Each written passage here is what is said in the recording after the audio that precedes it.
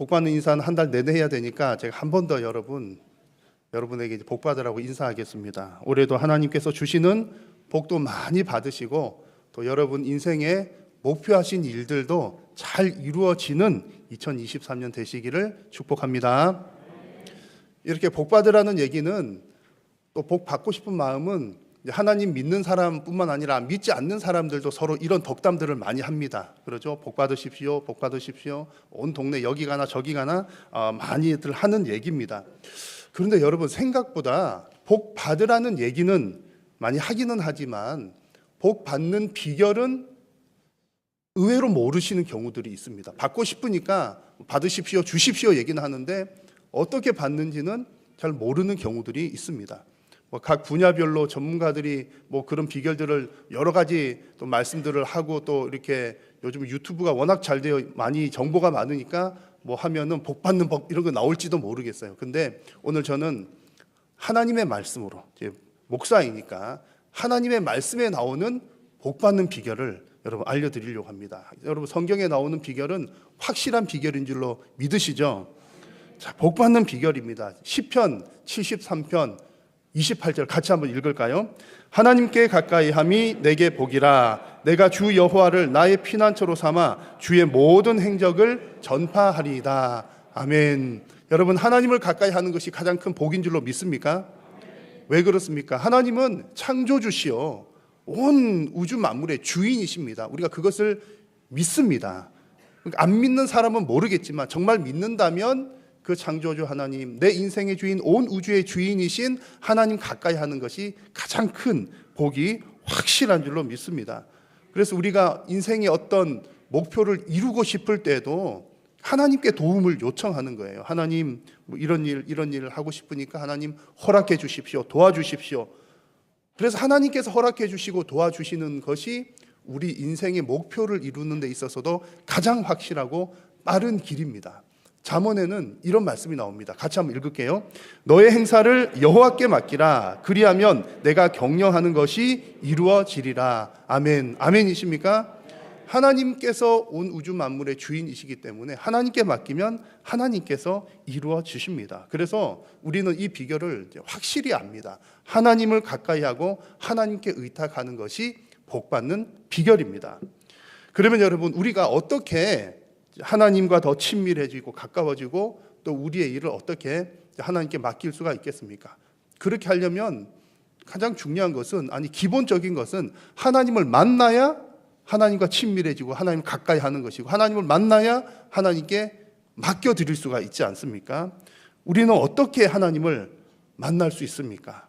여러분 아주 중요한 것, 가장 중요한 것은요, 내가 하나님 만나러 가는 것이 아니라 하나님께서 우리를 만나 주셔야 만나게 되는 겁니다. 이것이 너무너무 중요합니다.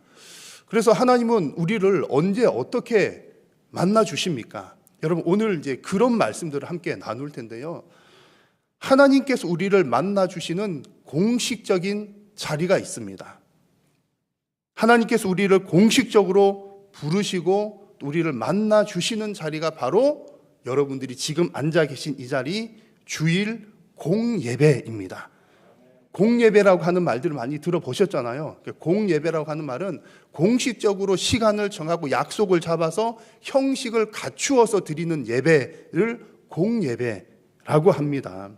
자, 그런데 우리가 이제 예배에 대해서 매주 예배, 공예배도 있고 무슨 예배도 있고 수요일, 새벽, 가정 예배, 신방 예배, 무슨 예배, 예배에 붙은 이름들이 되게 많잖아요. 그러다 보니까 예배를 많이 하는 것 같아서 잘 아는 것 같기는 하지만 사실상 잘 모르는 경우들이 꽤 많이 있습니다. 특별히 공예배가 얼마나 중요하고 왜 이제 주일에 모이는 게 이렇게 중요한지를 잘 모르는 경우들이 많고, 그러다 보면 나 자신의 기준으로 예배를 이해하게 되는 경우들이 생겨납니다. 그렇게 되면 사실은 예배에서 하나님을 만나야 되고 하나님을 경험해야 되는데 그렇게 하지 못하는 경우들이 생겨나는 겁니다. 오늘 우리가 함께 나누게 될 읽은 성경 요한복음 말씀의 배경이 되는 사마리아 사람이나 또 그 유대인들 역시 하나님께 예배하기는 했지만 하나님께서 받지 않는 그런 예배였습니다. 예배에 대한 잘못된 이해를 가지고 있었기 때문이죠. 그래서 예수님께서 오늘 말씀을 통해서 그들에게 참된 예배를 가르쳐 주셨습니다. 올해 우리 한일교회의 표어 주제, 우리가 신앙을 이렇게 성숙시켜 나가기 위해서 집중적으로 다루고자 하는 주제는 예배에서 하나님을 경험하라는 것입니다. 하나님을 만나고 경험하는 참된 예배를 드리게 되면 하나님을 만나게 되고 그 가운데서 하나님께서 주시는 복도 누리고 우리의 인생도 가치 있는 인생길이 됩니다. 그래서 여러분, 예배에 성공하는 것이 우리 인생에서도 가장 중요한 성공이 되는 것입니다. 오늘 이 말씀을 통해서 참된 예배가 무엇인지를 여러분 바르게 이해하는 시간이 되시기를 바라고, 그래서 예배에서 하나님을 경험하는 예배의 성공자들이 다 되시기를 주님의 이름으로 축복합니다. 제가 먼저 질문을 한 가지 드려볼게요. 이제 예배에 관한 내용인데 특별히 이제 할 얘기가 너무너무 많은데 이게 시간 제한이 있으니까 다 못 드리고 주일 공예배에 관한 부분과 오늘 말씀을 함께 드릴 텐데, 질문입니다. 주일 공예배는 반드시 주일에만 드려야 할까요? 아니면 다른 요일에도 가능할까요? 가능할까요? 안 가능할까요? 질문이 사실은 답은 너무 뻔하죠. 왜냐하면 주일 공예배라 그랬잖아요. 그러니까 주일에 드리는 거니까 주일에 안 드리면 주일 예배도 아니기도 하고, 사실 헌법에도 나와 있는 게 공예배는 주일에 드리는 주일 예배가 공예배입니다. 공식적인 예배여서 주일이 아니면 사실은 공예배는 아니라는 거죠. 예배가 아니라는 말이 아니라 공예배가 아니다라는 겁니다. 그러면 이제 이런 질문을 하실 분들이 있습니다. 그러면 목사님, 하나님은 어디나 계신 분이시고 또 언제든지 계신 분이시니까 꼭 주일 공예배, 주일에만 해야 될까요? 공예배라고 하는 것 아니어도 공예배 대신에 뭐 새벽 기도회나 수요 기도회나 아니면 주일에도 이렇게 모이는 게 지금 밑에 아이들 부서도 모이고 있고 막 그러잖아요. 이런 교육부서 예배 등으로 이 공예배를 대체하면 되지 않습니까? 라고 질문하시는 분들이 실제로 있고 하실 분들도 있을 겁니다. 여러분, 공예배 대신에 새벽 기도회, 뭐 교육부서 예배, 가정예배, 무슨 예배 대체해도 될까요? 아니 될까요? 예배에 대한 의미를 한번 오늘 살펴보면서 그것에 대한 답을 한번 찾아볼 수 있기를 바랍니다. 여러분 잘 아시겠지만 예배라고 하는 말의 뜻은 엎드려서 경배한다는 뜻입니다. 엎드려 경배한다는 것은 뭔가 높은 분에게 한다는 얘기죠. 그래서 우리가 예배하는 우리의 예배 대상은 누구십니까? 높으신 창조주 하나님입니다. 아멘이십니까? 우리가 예배하는, 우리의 예배를 받으시는 분은 온 우주를 창조하시는 성부, 성자, 성령 삼위의 하나님이십니다. 오늘 예수님께서 사마리아 여인에게 예배에 대한 말씀을 하실 때도 먼저 예배의 대상이 누구신지를 말씀을 해 주셨습니다. 예수께서 이르시되 여자여 내 말을 믿으라. 이 산에서도 말고 예루살렘에서도 말고 너희가 누구에게? 아버지께 예배할 때가 이를 것이다. 지금 사마리아 여인은 예수님에게 앞 내용을 보면 어디서 예배하는 것이 옳습니까? 라는 질문을 했습니다. 그런 궁금증을 가지고 있었어요. 사마리아 사람들은 그리심산에다가 성전을 세우고 예배를 하고 있었고, 유대인들은 예루살렘에서 예배를 하고 있었고, 이게 옳다 그러고 있는데, 이제 여인이 궁금한 겁니다. 예수님께서 자신의 과거 다 맞추고 하는 거를 보니까 너무 신기해갖고, 저분 보통 분 아니야, 선지자가 맞구나 그러면서 물어본 거죠. 물어봤을 때에 어디서 예배하는 게 옳습니까? 이런 질문을 했는데 예수님의 대답은 어디서 하는 것이 중요한 그 대답을 하신 것이 아니라 예배의 대상이 누군지를 말씀을 해 주신 겁니다. 예수님께서 하신 말씀인 거예요. 아버지께 예배하는 것이 중요하다. 그래서 여러분, 우리가 예배라고 하는 것을 생각할 때 가장 중요한 첫 번째는 우리의 예배는 창조주 하나님께 드리는 것입니다. 너무나 당연한 얘기지만 이게 얼마나 중요한 얘기인지 모릅니다. 이 사실 한 가지만으로도 우리가 드리는 하나님께 예배하는 이 예배 시간이 얼마나 크고 중요한 시간인지를 우리에게 알려주기 때문입니다. 사람들 사이에서도 좀 중요한 사람 만나거나 높은 사람 만나러 갈 때 여러분 얼마나 많은 준비들을 합니까? 중요한 만남이죠. 옷도 준비하고 신경 쓰고 뭣도 신경 쓰고 또 내가 가서 무슨 얘기를 해야 되나 그런 생각도 해보고 여튼 여러 가지들 준비를 합니다. 중요한 만남이기 때문이죠. 여러분, 하나님을 만나는 예배의 시간은 피조물이 창조주를 만나는 시간입니다. 여러분, 우리는 뭐 매주 이렇게 하고 예배가 얼마나 많습니까? 일주일에 10몇 번 예배가 있다 보니까 예배 흔한 시간이니까 아무 때나 가면 되는 거겠지 가볍게 생각할지 모르지만, 예배의 시간은 피조물이 창조주를 만나는 대단히 크고도 중요한 시간입니다. 그래서 여러분, 이 사실, 우리가 드리는 예배는 성부, 성자, 성령 삼위의 창조주 하나님께 드리는 시간임을 먼저 잊지 마시기를 바랍니다. 그래서 예배의 첫 번째는 창조주께 드리는 거다. 그리고 두 번째 중요한 의미는, 예배는 구원받은 백성들이 선택하는 것이 아니라 마땅히 해야 되는 의무라는 사실입니다. 출애굽기 9장 말씀해 보시면, 하나님께서 이스라엘 백성들을 애굽에서 이렇게 이끌어내 주실 때 바로에게 하는 얘기입니다. 여호와께서 말씀하시기를 내 백성을 보내라, 그들이 나를 섬길 것이니라, 이런 말씀을 합니다.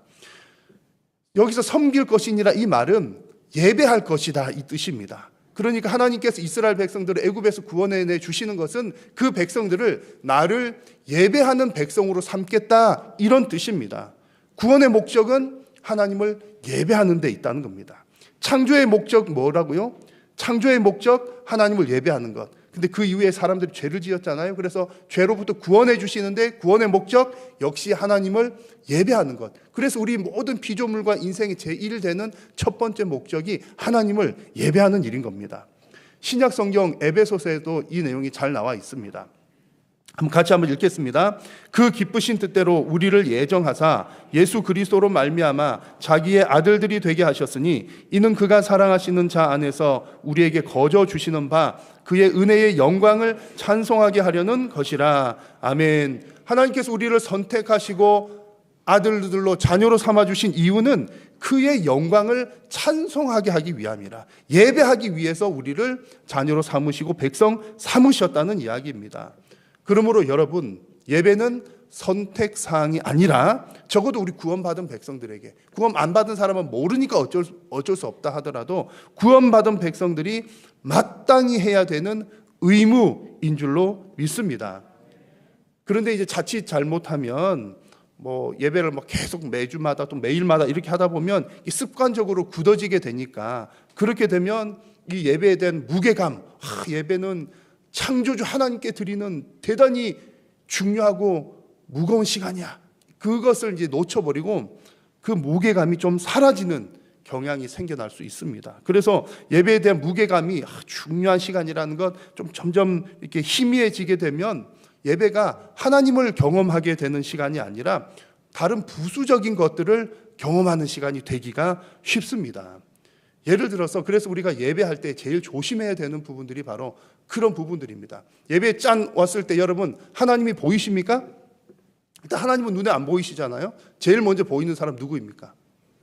예배에 딱 들어오실 때 제일 먼저 보이는 사람들, 호디아 찬양, 우리 찬양하는 찬양팀들, 그리고 사회 보는, 또 설교하는 사람, 또 기도하시는 장로님, 찬양하는 할렐루야 찬양대가 눈에 막 들어옵니다. 그래서 그러다 보면은 이제 우리가 하나님 생각하는 거가 조금 희미해지다 보면은 눈에 보이는 사람이 눈에 들어오는 거예요. 목사 오늘 넥타이 멋지구나, 넥타이 삐뚤어졌구나, 헤어스타일 오늘 저 잘 되었죠, 헤어스타일 잘 되었구나, 피곤해 보이는구나, 우리 장로님 기도, 우리 장로님 어떻게 더 10년 더 젊어지셨구나, 할렐루야 찬양대 오늘 평소도 그렇지만 진짜 짱이잖아요. 복이 있으라, 홍 집사님 또 이렇게 하시고, 저는 유심히 봤거든요. 이제 마이크 안 된 우리 이제 쭉 하시는 분들 중에서도 보면 누구 목소리가 아름다고 제 귀에 딱 들립니다. 우리 심성구 집사님 보통 아니거든요. 그런 게 막 제 눈에도 들어오는 거예요.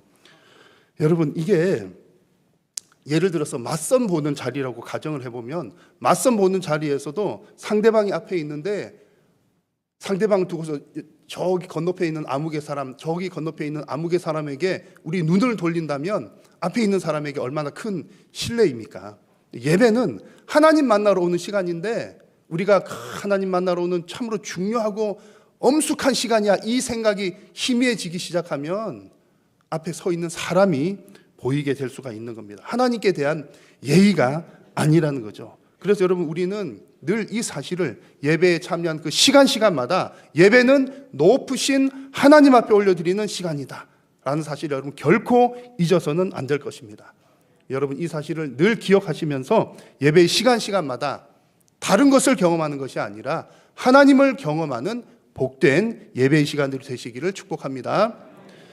자, 그러면 여러분 이렇게 해서 일단 우리가 예배 자리에 참석하기만 하면 성공적인 예배가 될까요? 좀 전에 말씀드린 부분들도 있지만 이렇게 다른 거 눈에 들어오니까 이런 부분들도 조심해야 되지만 우리가 정말 하나님을 경험하는 성공적인 예배가 되기 위해서는 우리가 넘어야 할 산들이 또 있습니다. 그것은 바로 하나님께서 받지 않으시는 예배가 무엇인지를 알고 하나님께서 받지 않은 예배를 피하고 하나님께서 받으시는 예배가 되도록 우리가 잘 준비를 하고 깨달아 알아야 한다는 겁니다.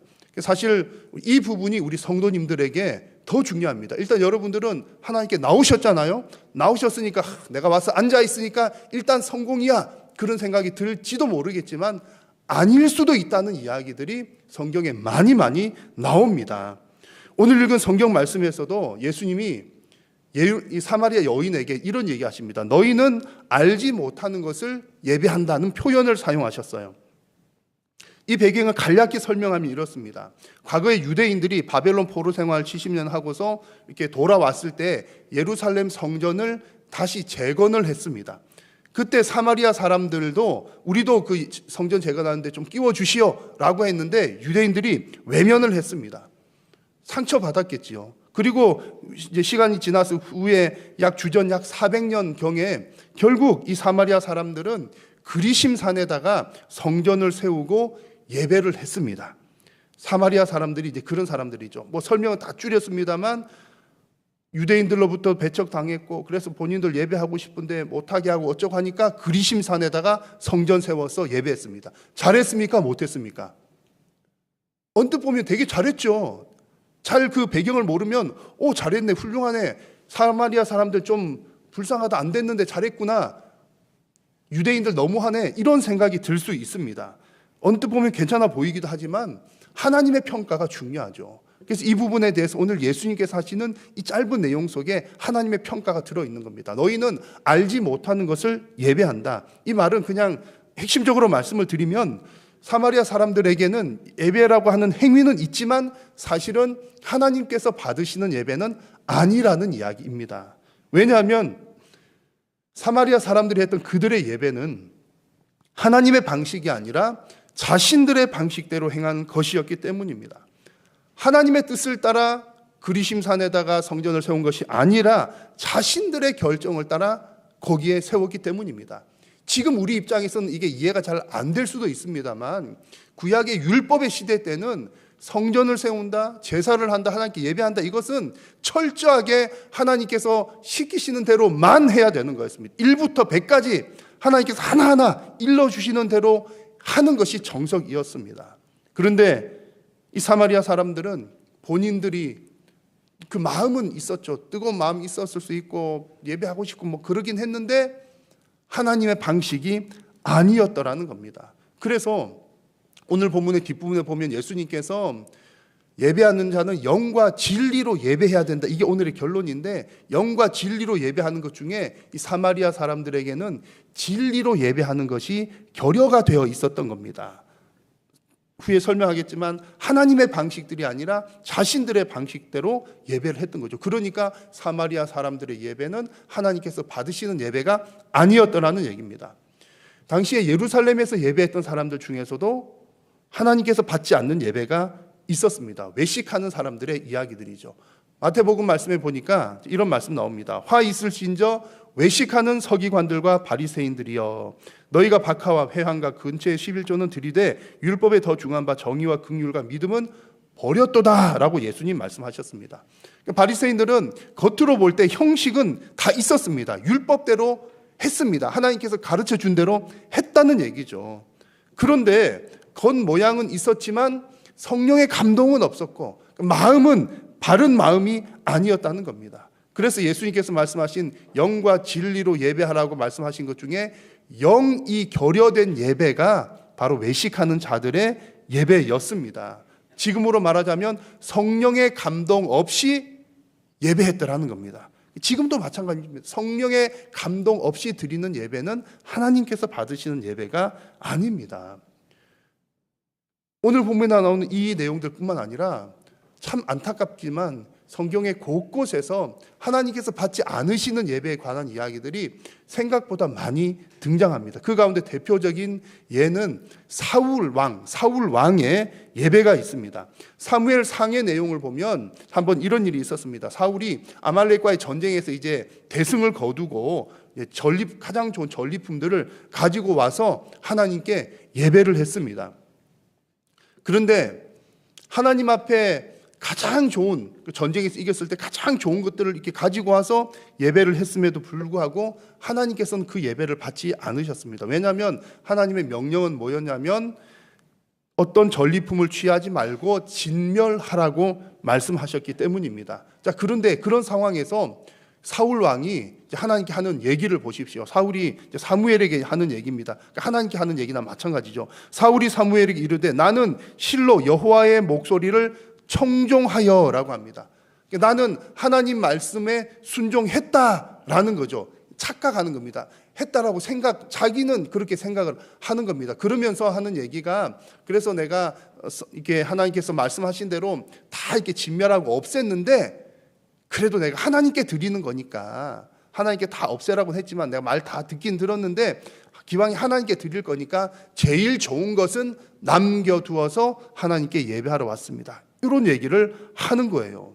하나님께 드린다고 하는 마음이 얼마나 좋은 마음이겠습니까? 자기가 먹는 것도 아니고 자기가 취하는 것도 아니고 하나님께 드리려고 하는 것 참 괜찮아 보이긴 합니다만 하나님의 평가가 중요하죠. 하나님께서 사무엘을 통해서 하시는 말씀을 보십시오. 너무 유명한 말씀이죠. 사무엘이 이르되 여호와께서 번제와 다른 제사를 그의 목소리를 청종하는 것을 좋아하심같이 좋아하시겠나이까. 무엇이 제사보다 낫고 순종이 제사보다 낫고 무엇이 듣는 것이 수장의 기름보다 낫다라는 말씀을 하십니다.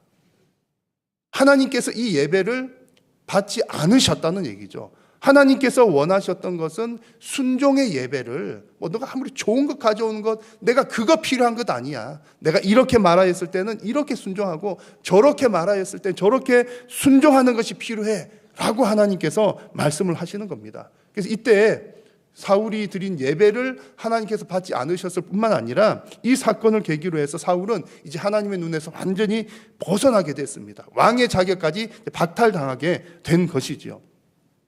여러분 성경의 이런 이야기들이 너무나 중요합니다. 우리가 하나님 말씀 읽을 때에 내가 은혜 받는 얘기, 좋은 얘기도 중요하지만 정말 심각한 얘기, 조심해야 될 얘기들도 눈여겨보아야 하는 것이죠. 하나님께서 받지 않는 예배가 있다라는 사실을 반드시 기억해야 합니다. 예배는 절대로 내 기준으로 드리는 것이 아니라는 이야기입니다. 내가 생각했을 때 가장 좋은 것들이었어. 내가 했을 때 괜찮은 것 같아. 그것보다 더 중요한 것은 하나님께서 그것을 받으시느냐, 그것이 하나님의 기준에 부합하느냐가 중요한 겁니다. 그래서 오늘 이 시대 가운데서도 우리가 예배할 때에 이제 혹여나 이제 조심해야 돼, 착각하지 않도록 조심해야 된다는 거죠. 사울 왕도 착각했잖아요. 내가 하나님 말씀에 청종했습니다. 가장 좋은 것 가져왔습니다. 당연히 받으시겠지요. 요즘으로 보자면 우리가 좋은 시설을 갖추면 하나님께서 좋아하시겠지. 좋은 시스템을 갖추면 하나님께 예배하는데 더 도움이 되겠지. 감동적인 어떤 퍼포먼스를 하고 이렇게 하면 더 예배가 잘 되겠지. 그럴 수도 있지만 그렇지 않을 수도 있다는 얘기입니다. 심지어 큰 헌신과 봉사의 일을 하더라도 그것이 하나님의 뜻에 순종하는 예배가 아니라면 하나님을 만나는 예배도 아니요, 하나님을 경험하지 못하는 예배가 되고 하나님께서 받지 않는 예배가 된다는 사실입니다. 여러분 이제 제가 볼 때는 여러분들이 여기 앉아 계신 것만 해도 대단하고 훌륭하고 저는 진심으로 여러분 귀하게 생각을 합니다. 저는 워낙 훌륭한 목사님이어 가지고 이 기질이 전도사 때부터 있었더라고요. 이제 누가 오래전 얘기를 해줘서 제가 아는 거예요. 제가 전도사 아주 오래전에 아이들 청소년들이 이렇게 지도를 할 때에 이제 제 눈엔 정말로 진심으로 애들이 막 제 시간에 안 오잖아요. 지각하고 막 그러잖아요. 그러면 전 지각하는 우리 이제 학생들, 청소년 학생들 보고 너 왜 이렇게 늦게 왔어? 절대로 그런 말을 안 했습니다. 늦게라도 와서 고맙다. 막 그랬던 거예요. 그랬더니 그 선생님들이 제 마음을 이제 알아주고 아이들도 그 마음을 알더라고요. 여튼 이제 제가 볼 때는 안 온 것보다 애들 오는 게 얼마나 좋습니까? 아마 저 늦게 왔지만 뭔가 사정이 있었을 거다. 마침 집에서 나오려고 하는데 떡 하나만 더 먹고 가려고. 그 나이에 떡 하나 더 먹는 게 얼마나 중요합니까? 뭐 그래서 이렇게 왔으니 딴 데 놀러 안 가고 이렇게 왔으니 얼마나 좋습니까? 제 입장에서는, 다른 사람의 입장에서는 상대방을 그렇게 잘못 평가하지 않고 귀하게 여겨야 되지만, 여러분 스스로 내가 나를 평가할 때는 그래, 내가 오늘 어쨌든 왔으니, 늦게라도 왔으니, 혹은 뭐 졸립지만 졸더라도 앉아라도 있으니, 또 혹은 뭐 지금 집에 불 껐나 안 켰나, 뭐 이렇게 가스불이 켜져 있나 걱정은 되지만 어쨌든 내 몸은 여기라도 있으니 하나님 기쁘게 받으시겠지 라는 나 스스로에 대한 그런 마음들은 여러분 갖지 말아야 합니다. 내가 앉아 있다고 해서 무조건 하나님께서 받으시는 예배는 아니라는 얘기입니다. 그래서 여러분, 하나님의 말씀 앞에 여러분들의 예배를 날마다 점검하시면서 정말 여러분들이 드리는 예배가 하나님께서 기쁘게 받으시는, 하나님을 경험하는 예배가 되시기를 간절히 축복합니다. 그러면 여러분, 이미 이제 뭐 정답은 사실 다 말씀을 드렸습니다만, 하나님을 경험하고 하나님께서 기쁘게 받으시는 예배는 어떤 예배입니까? 우리가 신약 성경에서는 구약의 제사법처럼 구체적인 지침들이 다 나와 있지는 않습니다. 그래서 사실은 좀 불편한 감이 없지 않아 있어요. 차라리 하나님께서 구약 시대 때처럼 1번부터 100번까지 이렇게 말씀을 딱 해주시면 더 편할 것 같은데, 하나님께서 그렇게 예배에 대해서 그런 지침은 주지는 않으셨습니다. 왜 그럴까 이렇게 고민을 해보니까 그렇게 하시는 방법이 옳다 싶어요. 왜냐하면 지금 구약 시대에는 이제 하나님의 백성들이 이스라엘로 이렇게 한정이 되어 있었잖아요. 그 시대 자체가. 그리고 그 한 민족, 한 백성이어 가지고 이제 어떤 기준을 딱 이렇게 줘도 이게 다 통용되기가 쉬웠는데, 지금 예수님 오시고 복음이 전 세계로 퍼져나간 이 상황에서 예를 들어서 오늘 예배할 때 양 한 마리 잡아라 그러면 양 없는 동네에서는 어떻게 해요? 곤란하잖아요. 그래서 이제 그런 구체적인 지침보다는 가장 중요한 원리를 제시해 주는 게 사실은 우리들에게도 더 이제 유익한 겁니다. 그런데 이것을 적용을 잘 해야 되는 거죠. 예수님께서도 그래서 예배에 대해서 말씀하실 때에 구체적인 구약시대 율법처럼 이렇게 말씀을 안 하셨지만 가장 중요한 것을 말씀하셨는데, 그것이 바로 영과 진리로 예배하는 겁니다. 23절 말씀을 같이 한번 읽겠습니다. 아버지께 참되게 예배하는 자들은 영과 진리로 예배할 때가 오나니 곧 이때라. 아버지께서는 자기에게 이렇게 예배하는 자들을 찾으시느니라. 아멘. 참되게 예배하는 자는 어떻게 해요? 영과 진리로 예배하는 겁니다. 영과 진리로 예배한다는 것은 제가 5년 전에 설교를 했습니다. 다 잊어버리셨겠지만 구체적으로 좀 그때 말씀을 전해드렸는데, 요약을 하면 이런 내용입니다. 영과 진리로 예배한다는 것은, 영으로라고 하는 말은 어떤 형식적인 퍼포먼스보다는 성령의 감동으로 마음을 다해서 드리는 것, 정성을 다한다는 말과는 조금 다릅니다. 일단 성령의 감동이 있어야 되고, 내가 성령의 사람으로 마음을 다해서 하나님께 드리는 것이 영으로 드리는 예배입니다. 진리로 드린다는 것은 내가 보기에 좋은 방법이 아니라 하나님께서 주시는 방법에 순종하는 마음으로 드리는 겁니다. 그래서 앞에서 말했던 사울의 예나 여러 예들도 이런 부분이 빠져 있었던 거죠. 순종하는, 내가 정하는 것이 아니라 하나님께서 정해 주시는 대로 한다, 나는 따라간다, 순종한다, 이런 방식입니다. 이런 기준을 가지고 있으면 우리가 아까 앞에 부분에 제가 질문 드렸던 내용, 주일 공예배를 꼭 참여해야 되는지 안 해도 되는지에 대한 답을 내리기가 쉽습니다. 그리고 예배에서 뭐가 정말 중요한지 답 내리기가 쉽죠. 여러분, 먼저 주일 예배 대신에 다른 예배로, 공예배 대신에 다른 예배로 대체해도 되느냐에 대한 대답은 특별한 사정이 있으면 가능합니다. 마음이 놓이시죠? 그런데 여기서 말하는 특별한 사정이라고 하는 것은 내 개인적인 사정을 말하는 것이 아니라 생명을 다루는 일, 생명과 관계된 일입니다. 내가 생명을 다루는 일 때문에, 생명을 살려야 되는 일 때문에, 혹은 내가 생명의 위협이 있는 상황에서, 그런 상황을 제외하고는 대부분 성도님들에게 특별한 상황이 사실은 해당 사항이 없는 거죠. 그래서 일반적으로 말하자면 주일 공예배는 다른 예배로 대체할 수가 없습니다. 그래서 예배는 하나님께서 나를 먼저 부르시는 일이요, 그래서 내가 내 시간에다가 예배를 맞추는 것이 아니라 하나님의 예배에다가 내 시간을 맞추는 것이 옳은 일이라는 겁니다. 하나님께서 그러면 몇 시에 드리라고 예배했습니까? 그런 것까지 말씀하시지는 않으셨죠. 중요한 것은 내가 정하는 것이 아니라 하나님께서 정해주신 시간인데, 지금 하나님께서 구체적으로 말씀하지 않으신 대신에 교회를 통하여서, 총회를 통하여서 그 기준들을 마련해 주었으니 이것이 하나님의 뜻인 줄로 알고 우리는 따라가는 겁니다. 그래서 주일 아침 7시냐, 9시 반이냐, 11시냐, 그게 진리의 시간은 아니지만 정해진 시간에 순종하는 마음으로 내 시간을 예배 시간에 맞춘다는 것이 중요합니다. 그래서 어렵고 힘들더라도 주일 중심의 삶, 예배 중심의 삶을, 내 삶을 그런 삶으로 패턴을 맞추어 나가야 하는 거죠. 교회 학교를 섬기는 교사들 역시 마찬가지입니다. 교회 학교는 우리 아이들의 신앙을 잘 자라도록 하기 위해서 모이는 자리입니다. 그러니까 교사는 공예배를 통해서 하나님을 만나야 하고 또 하나님께서 주시는 말씀을 받아야 합니다. 특별히 각 교회마다 또 하나님께서 주시는 메시지들이 다릅니다. 그래서 주일학교 교사들은 한일교회를 통해서 주시는 하나님의 말씀을 본인이 받아야 그 말씀을 가지고 아이들에게 그 신앙의 전수가 잘 이루어지는 겁니다. 그래서 교회 학교 교사도 참 힘들고 어렵지요. 우리 청년 교사들은 특히 주일에 3번, 4번의 예배를 참여를 해야 됩니다. 참 힘들지만 원리상 볼 때에 공예배를 꼭 참석하는 것, 그러니까 엄밀하게 말하면 다른 거 다 못하더라도 공예배 참석하는 것이 가장 우선이 되는 겁니다.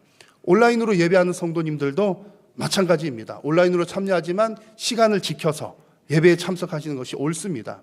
우리가 온라인 예배를 진행하는 이유는 그냥 내 시간 맞춰서 내 편하려고 이렇게 맞춰 드리는 것이 아니라 생명의 문제, 바이러스나 건강상의 문제 등으로 인해서 대면 예배에 나오지 못하는 것을 대체하기 위해서 온라인으로도 함께 모이는 거죠. 그래서 온라인 예배도 이렇게 나오는 예배와 또 마찬가지로 하나님과의 약속 시간에, 정해진 약속 시간에 맞추어서 나간다는 마음으로 경건하게 참여해야 됩니다. 여러분, 핵심 포인트는 영으로 진리로 예배한다는 것의 핵심 포인트는 예배는 나 중심이 아니라 성령의 감동으로 순종하는 자세로 하나님 중심으로 드리는 것입니다.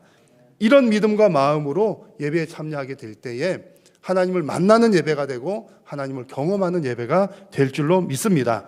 올 한 해 2023년이 여러분들이 예배의 성공자로 서는 복된 한 해가 되시기를 바라고, 하나님을 가까이 함으로 여러분들의 영육 간의 큰 복을 받아 누리시는 은혜의 한 해가 되시기를 축복합니다. 기도하겠습니다. 살아계신 하나님, 오늘도 우리를 예배의 자리로 부르시고 또 예배에 대하여 말씀하여 주시니 감사합니다. 사랑하는 성도님들이 나 중심의 예배가 아닌 하나님 중심의 예배로 믿음으로 승리하는, 예배에 성공하는 예배의 성공자들이 되게 하여 주옵소서. 예수님의 이름으로 기도드립니다.